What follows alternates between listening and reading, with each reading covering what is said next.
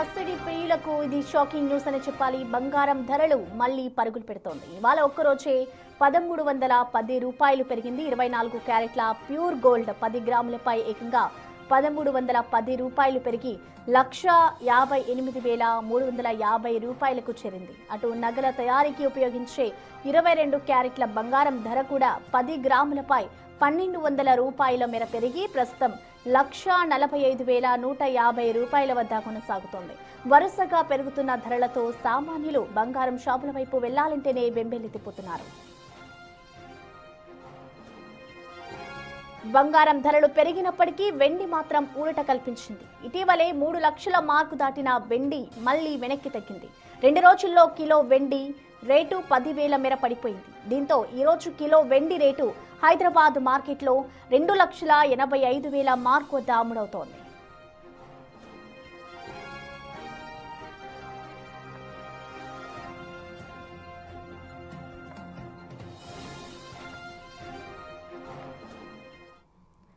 బంగారం ధరలు మళ్లీ పరుగులు పెడుతోంది. ఇవాళ ఒక్కరోజే దాదాపు 1,310 రూపాయలు పెరిగింది. 24 క్యారెట్ల ప్యూర్ గోల్డ్ 10 గ్రాములపై ఏకంగా 1,310 రూపాయలు పెరిగి 1,58,350 రూపాయలకు పెరిగింది. ఇక గోల్డ్ రేట్స్ కి సంబంధించి మనతో స్పందించేందుకు ప్రముఖ బిజినెస్ అనలిస్ట్ ఉప్పు మాధవిరెడ్డి గారు మనకి లైవ్ లో అందుబాటులో ఉన్నారు. నమస్తే అండి. ఎస్ మాధవి గారు, మనం చూస్తున్నాం ఇటు బంగారం ట్రెండ్ చూస్తుంటే మళ్ళీ పెరగడానికి రీజన్స్ ఏమై ఉండొచ్చు అంటారంటే, ఒకసారి హెచ్చు తగ్గులు అనేవి జరుగుతున్నాయి కాబట్టి ఒకే రోజు 1,000 రూపాయలు పెరగడాన్ని ఎలా చూడాలంటారు? సో ఒకవైపు మన రూపీ అనేది ఫ్రీ ఫాల్ అయిపోతుంది అండి. అంటే ఒక్కసారిగా అంటే 96, 97 అంటే నిన్నటి వరకు మనం 96, 95 అలా చూసింది ఒక్కసారిగా మనకి 97 అయిపోవడంతో మనం ఏంటంటే ఎప్పుడైతే బంగారాన్ని మనము రూపీస్లో మనం ఎప్పుడైతే కన్వర్ట్ చేస్తామో ఇమీడియట్ గా ఆ ఇంపాక్ట్ అనేది మీకు ఒక్కసారిగా పెరుగుతుందండి. సో ఇది ఒక రీజన్ అనే మనం గట్టిగా చెప్పొచ్చు. అలానే గ్లోబల్ పరిస్థితి కూడా అంటే గ్లోబల్లో కూడా గ్లోబల్ మార్కెట్స్ కూడా ఈ నిన్న మనం చూసుకుంటే కొరియన్ మార్కెట్ కానీ జపనీస్ మార్కెట్ కానీ అన్ని మార్కెట్స్ అంటే గ్లోబల్ రిస్క్ అనేది ఒక్కసారిగా మనకి కనిపిస్తుంది. ఎప్పుడైతే గ్లోబల్ రిస్క్ అనేది గ్లోబల్ ఎకనామిక్ రిస్క్ అనేది కనిపిస్తుందో బంగారం మీద మళ్ళీ ఆ పర్టికులర్ హైక్ అనేది మనకి కనిపిస్తుంది. అలానే ఓవరాల్ గా మొత్తం అన్ని అంటే ఇండియాలోనే ఆల్రెడీ ఈ రోజు రెండోసారి మళ్ళీ పెట్రోల్ ప్రైస్ ని మళ్ళీ పెంచారు. సో హైయెస్ట్ గా మన హైదరాబాద్ లోనే ఎక్కువగా ఉంది మిగతా స్టేట్స్ తో కంపేర్ చేసుకుంటే. సో నాట్ ఓన్లీ ఇండియా అండి, ఎక్కడ చూసినా ఇన్ఫ్లేషన్ అనేది బాగా పెరుగుతోంది. సో ఎప్పుడైతే ఇన్ఫ్లేషన్ పెరిగిందో గోల్డ్ అనేది ఖచ్చితంగా అది ఇన్ఫ్లేషన్ హెడ్జింగ్ కి యూజ్ చేసే ఇన్స్ట్రుమెంట్ కాబట్టి సో ఇన్ఫ్లేషన్ పెరగగానే ఇమీడియట్ గా మనకి గోల్డ్ మీద ఇంపాక్ట్ అనేది కనిపిస్తుంది. సో ఈ విధంగా చాలా వరకు ఈ గోల్డ్ సిల్వర్ ప్రైజెస్ పెరగడానికి ఇంకొకసారిగా సిల్వర్ ఇంపోర్ట్స్ మీద కూడా బాగా మనకి అక్కడ బ్యాన్ అనేది పెట్టారు. సో దీనివల్ల కూడా మళ్ళీ ఇంకొంచెం ఈ సప్లై కన్స్ట్రెంట్స్ వల్ల కూడా గోల్డ్ సిల్వర్ అనేవి మళ్ళీ ఇప్పుడు పెరుగుతూ ఉన్నాయి. అంటే ఇప్పుడు చూసుకుంటే ప్రజెంట్ ఇటు వార్స్ కూడా జరుగుతున్నాయి కాబట్టి సో దాని భయాలే ఇప్పుడు గోల్డ్ రేట్ ని ఫిక్స్ చేస్తున్నారు అనుకోవచ్చా? అది కూడా ఒక రీజన్ అయి అనుకోవచ్చా?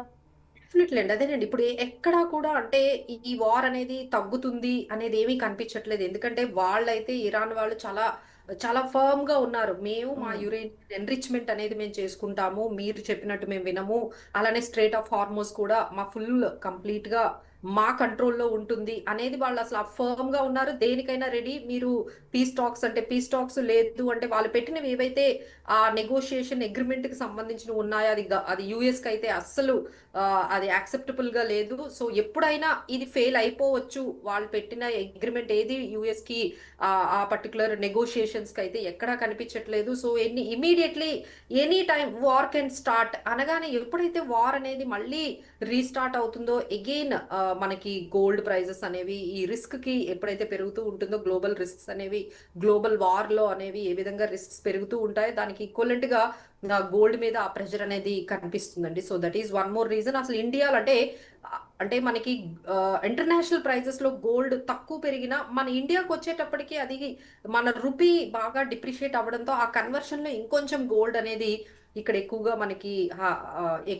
ఎక్కువ ప్రైజెస్ పెరగడం అనేది కనిపించింది. So too much of volatility అనేది కనిపిస్తుందండి. ఇంకొక వైపు ఈక్విటీ మార్కెట్స్ ఎప్పుడైతే కొలాప్స్ అవుతాయో ఇమ్మీడియట్ గా నెక్స్ట్ అసెట్ క్లాస్ అయినా గోల్డ్ అనేది బాగా పెరుగుతుంది. యుఎస్ లో అక్కడ చాలా ఇష్యూస్ అనేవి మనకి ఏంటంటే బాండ్ ఈల్డ్స్ ఏవైతే ఉన్నాయో అవి చాలా హైగా ఉన్నాయి. సో ఎప్పుడైతే అక్కడ ఇంట్రెస్ట్ రేట్స్ పెరుగుతూ ఉన్నాయో సో అక్కడ ఉన్న కంపెనీస్ మీద ఇన్వెస్ట్ చేయడము, ఈ ఏఏ మీద ఇన్వెస్ట్ చేయడము ఇప్పుడు అంత ఈజీ కాదు, అంత వాళ్ళకి కాస్ట్ ఎఫెక్టివ్ కాదు. సో ఇమీడియట్ గా అక్కడ సెల్ ఆఫ్ కానీ జరిగిందంటే మళ్ళీ గోల్డ్ అనేది పెరిగే అవకాశాలు కనిపిస్తున్నాయి. సో ఓవరాల్ గా గ్లోబల్ ఎకనామిక్ రిస్క్స్ కానీ లేకపోతే జియో పొలిటికల్ ఇష్యూస్ కానీ గ్లోబల్ వార్ ఇష్యూస్ కానీ ఇవన్నీ కూడా ఒక్కసారిగా పెరగడం మనకి ఈ గోల్డ్ మీద ఈ విధంగా ప్రైస్ హైక్ అనేది కనిపిస్తుంది.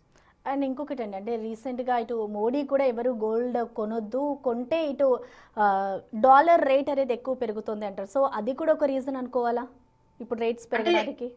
మనం ఇప్పుడు ఎట్లా అయినా అండి ఈ ఫ్రీ ఫాల్ అంటే ఇప్పుడు 96 అంటున్నారు, మేబీ చాలా మంది 100 కూడా వెళ్ళిపోవచ్చు. మన రూపీ అనేది ఎగెనిస్ట్ డాలర్ 100 రూపీస్ అయిపోయిందంటే ఎంత రిస్క్ వస్తుందంటే ఆల్రెడీ మన సిచ్యువేషన్ క్రైసిస్ లోనే ఉందని ఖచ్చితంగా చెప్పొచ్చు. ఫైనాన్షియల్ అంటే ఇండియన్ ఎకానమీ క్రైసిస్ లో ఉంది అని ఖచ్చితంగా చెప్పొచ్చు. ఎందుకంటే ఒకవైపు ఇన్ఫ్లేషన్ పెరుగుతుంది, ట్రేడ్ డెఫిసిట్ పెరుగుతుంది, కరెంట్ అకౌంట్ డెఫిసిట్ పెరిగిపోతుంది, ఎఫ్ఐఎస్ సెల్లింగ్ అయిపోతుంది. ఒకవైపు మనకి క్రూడ్ ఆయిల్ 111 రూపీస్ వరకు అంటే మళ్ళీ క్రూడ్ ఆయిల్ ధరలు పెరిగాయి.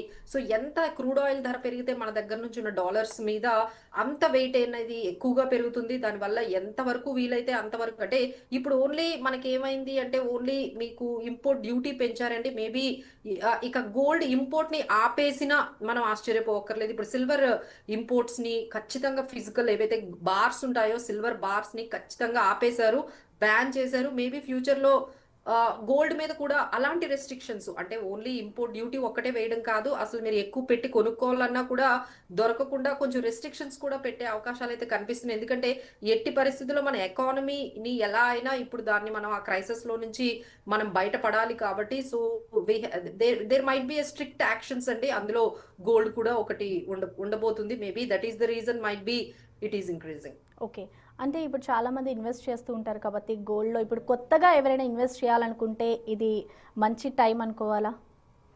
గోల్డ్ లో ఎప్పుడు కూడా ఒక సర్టెన్ పర్సంటేజ్ అయితే మేము ఇన్వెస్ట్ చెయ్యమనే చెప్తామండి. ఎందుకంటే ఎప్పుడైతే ఈ విధంగా ఈక్విటీ మార్కెట్స్ ఎప్పుడు వాలటైల్ గా ఉంటాయో ఆ రిస్క్ ని హెడ్ చేసుకోవడానికి ఒక 10-15%. బట్ ఏంటంటే మేము ఎప్పుడు కూడా ఫిజికల్ గా బై చేయమని ఎవరికీ చెప్పము. సో ఎవరినైనా ఈ గోల్డ్ ఈటీఎఫ్స్ కానీ silver ETFs, gold silver ETFs కలిపి ఉన్న మనకి మ్యూచువల్ ఫండ్స్ కూడా ఉన్నాయి, ఇలాంటి వాటిల్లో ఇన్వెస్ట్ చేసుకోండి, మీ రిస్క్ ని హెడ్జ్ చేసుకోండి. ఎందుకంటే ఇప్పుడు చూస్తున్నారు కదంటే ప్రతి పోర్ట్ఫోలియో దాదాపుగా నెగిటివ్ లోనే నడుస్తూ ఉంది. సో ఎవరి డిమాట్ అకౌంట్ ఓపెన్ చేసినా ఎవరి మ్యూచువల్ ఫండ్ పోర్ట్ఫోలియో ఓపెన్ చేసినా అందరికీ ఒకటే వర్రీ అవుతుంది, ఏంటి ఈ విధంగా ఎంత నెగిటివ్ గా వెళ్ళిపోతుంది, ఇంకా ఎంత నెగిటివ్ గా వెళ్తుంది, ఇంకా ఇక్కడతో ఆగుతుందా అంటే ఇప్పుడు మనకి దాదాపుగా 23,400 23,200 నిఫ్టీ అనేది ఒక సపోర్ట్ లాగా కనిపిస్తుంది. ఇప్పుడు 23,000 కూడా బ్రేక్ అయితే 22,000 కి వెళ్ళిపోతుందా. సో ఇలా అందరూ కూడా వర్రీగా ఫీల్ అవుతున్నారండి. ఎందుకంటే ఈ రిస్క్స్ అనేవి అక్కడ నెగోషియేషన్స్ అనేవి ఎప్పుడైనా ఫెయిల్ అవ్వచ్చు. ఫెయిల్ అయిన తర్వాత మళ్ళీ మీ క్రూడ్ ఆయిల్ ధర కానీ $120 $140 ఈ విధంగా వెళ్ళిపోతూ ఉంటే ఎంతవరకు మన దగ్గర ఉన్న సిచ్యువేషన్ మనకున్న ఈ కరెంట్ అకౌంట్ డెఫిసిట్ తర్వాత ఈ డాలర్స్ ని మనం ఎంత పెట్టి కొనుక్కోవచ్చు. ఎందుకంటే 85% మనము బయట క్రూడ్ ఆయిల్ ని ఇంపోర్ట్స్ మీదే మనము డిపెండ్ అయి ఉన్నాము. ఇంపోర్ట్స్ చేసుకోవాలంటే డాలర్స్ కావాలి. సో ఈ విధంగా ఎక్స్పోర్ట్స్ తగ్గుతూ ఉన్నాయి, ట్రేడ్ డెఫిసిట్ అనేది పెరుగుతూ ఉంది. So there might be a stringent actions అండి. సో మీకు ఎవరైనా హెడ్జింగ్ చేసుకోవాలి మీ పోర్ట్ఫోలియోని అనుకుంటే గోల్డ్ ని ఫిజికల్ గా కొనుక్కోకపోయినా అట్లీస్ట్ ఈ సిల్వర్ ఈటీఎఫ్స్ గోల్డ్ ఈటీఎఫ్స్ ద్వారా డిజిటల్ గా ఎవరైనా కొనుక్కొని ఇన్వెస్ట్మెంట్ పరంగా హెడ్జింగ్ పరంగా టు సమ్ ఎక్స్టెంట్ అయితే ఇన్వెస్ట్ చేసుకోమని మీకు ఖచ్చితంగా. యా మాధవి గారు, అంటే ఇప్పుడు గోల్డ్ రేట్ పెరిగింది అండ్ సిల్వర్ రేట్ తగ్గింది కాబట్టి సో కొంతమంది సిల్వర్లో కూడా ఇన్వెస్ట్ చేస్తుంటారు కాబట్టి వాళ్ళకి మీరు ఎటువంటి సజెషన్స్ ఇస్తారు? దీన్నే మనం గోల్డ్ సిల్వర్ రేషియో అంటామండి. ఈ గోల్డ్ సిల్వర్ రేషియో అంటే 10 గ్రాముల గోల్డ్ అంటే 1,61,000 అయితే 10 గ్రాముల సిల్వర్ 2,900 అంటే 1,61,000 డివైడెడ్ బై 2,900 అంటే దాన్ని మేము 55 అంటాం అనమాట. అంటే గోల్డ్ సిల్వర్ రేషియో ఎప్పుడైతే 50-55 ఉంటుందో ఈ పరిస్థితుల్లో సిల్వర్ ఎక్కువగా పెరిగే అవకాశాలు ఉంటాయి అనమాట. అంటే మనకు ఆ రేషియో బట్టి చెప్తూ ఉంటారు.